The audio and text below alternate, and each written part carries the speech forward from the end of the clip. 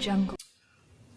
Good day, this is Doc coming to you with Doc's Adventures in Africa. Today I'm joined in our studio, actually across the miles, with Adrienne and Marla Gruenweg, our good friends from Orange City, Iowa. They've been in Africa with us a couple of times, and we've just had a lot of experiences. And that's what this podcast is all about, is just sharing with our listeners some of the experiences that we've had in Africa. And so we'll just start out. Adrienne, Marla, would you guys just introduce yourselves and tell us a little bit about how we're all connected and just things that you've enjoyed about your experience of what you've seen so far in the country of South Africa?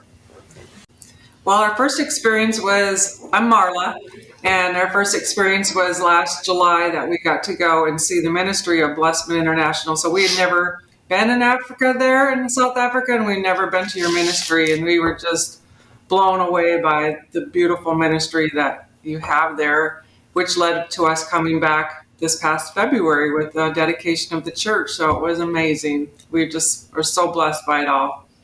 Yeah, and I was really amazed you got Adrienne to come that second time. Hey, I said no, and yes, who won? You know, Doc, when we stood on that parcel of land, when Dustin showed us where they wanted to build that church, there was just something about standing on that land. And I just felt it in my soul. We're going to be back, and there's going to be a church built here, and we need to come back. And I said to Adrienne, we are coming back. We're coming back. Praise the Lord. No, it's been so fun just to get to know you guys and just to share life with you guys, and particularly the life that we enjoy in Africa. And I know Alex and Dustin, our son and daughter-in-law, they've just enjoyed the relationship that we've all had together. And so thank you for just traveling all those miles and giving us so much of your love and interest and support. And just love to hear a little more today about what your experience has been like when you were actually in Africa. What kind of things did you enjoy? Did you see? I know the main thing for you guys was the church that you so generously helped us construct, but there were a lot of other things going on. So just share with us what comes to mind today.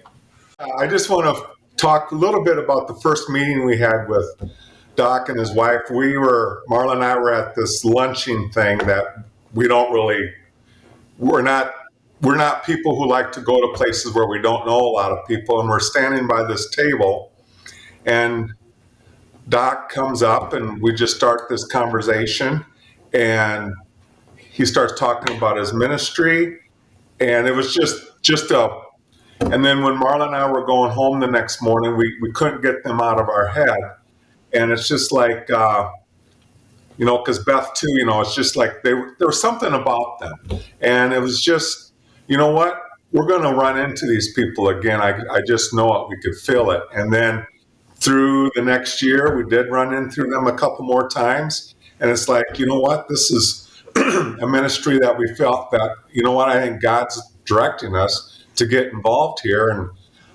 we're not big Africa people, but now we are. It's like, but it was everything about it was amazing.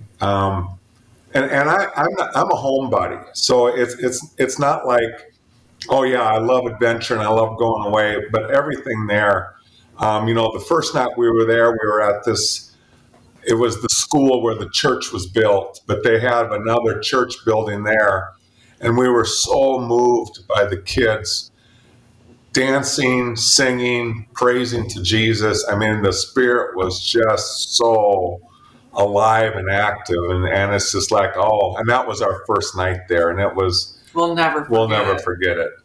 Yeah.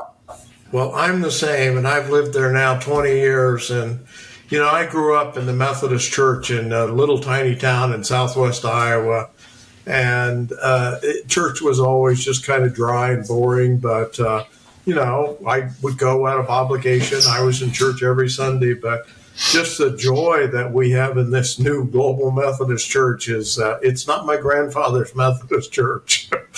And it is so fun, and we've really enjoyed our time there, and actually look forward to every week worshiping with those kids. And we've got such an incredible pastor, Pastor Giovanni.